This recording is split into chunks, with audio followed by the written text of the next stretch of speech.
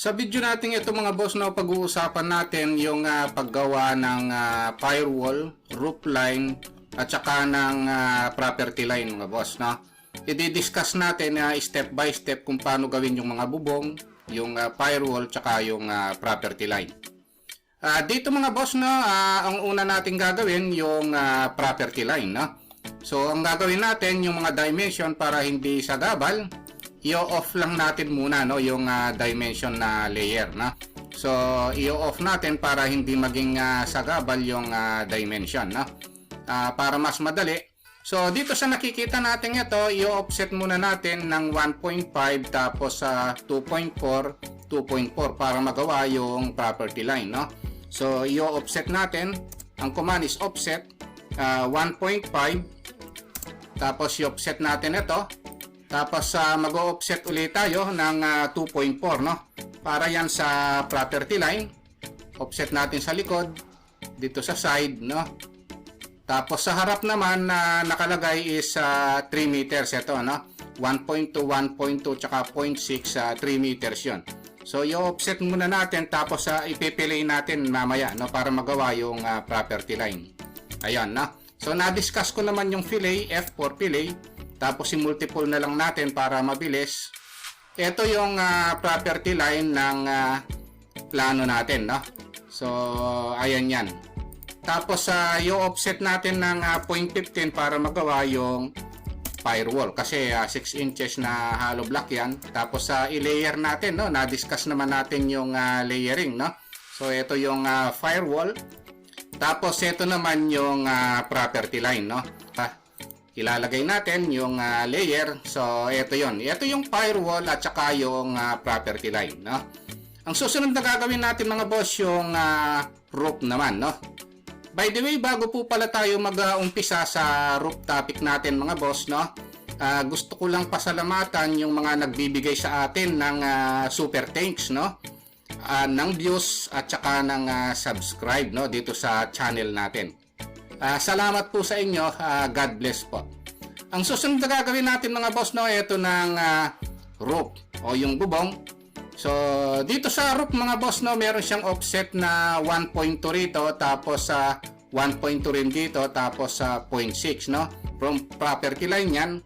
Pero sa harap muna natin uumpisahan ng 0.6, no. So ito yon.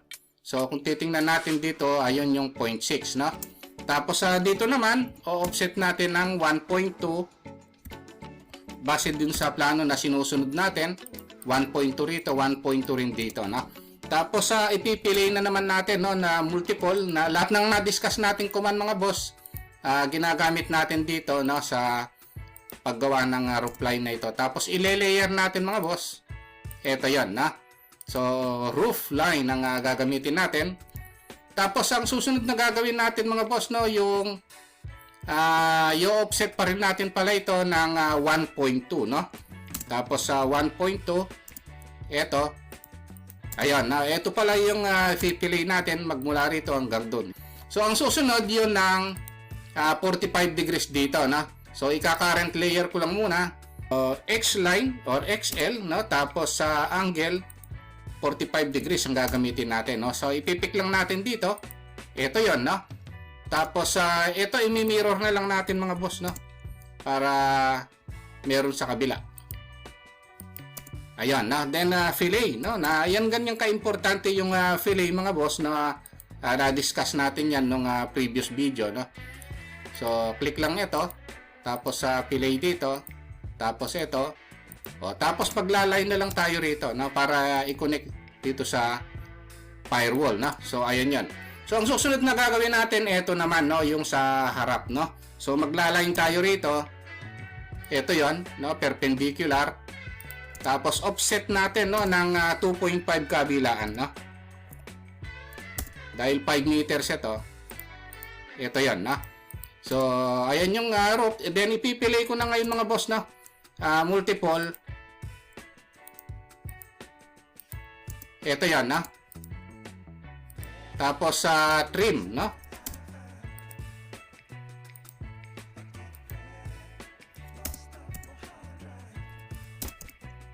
Tapos ang gagawin natin is ikakopy natin ito.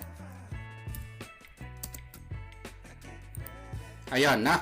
So, ayan yung practice sa drawing natin ngayon, no? Yung paggawa ng roof, property line, at saka ng firewall, no? Fillet, multiple,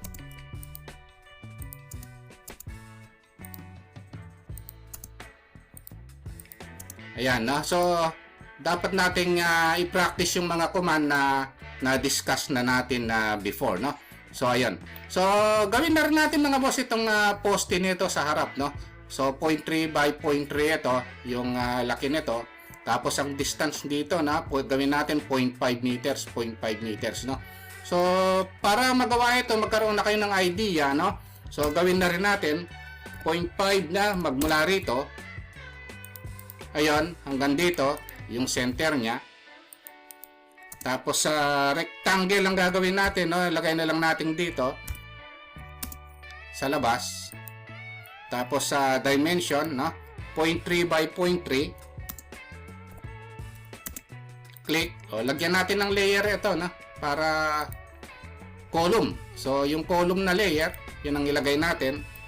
Tapos ito, i-continuous lang natin para makita natin yung intersection, no? Para kitang-kita. Ayan, no? Tapos i-move na natin itong poste, no?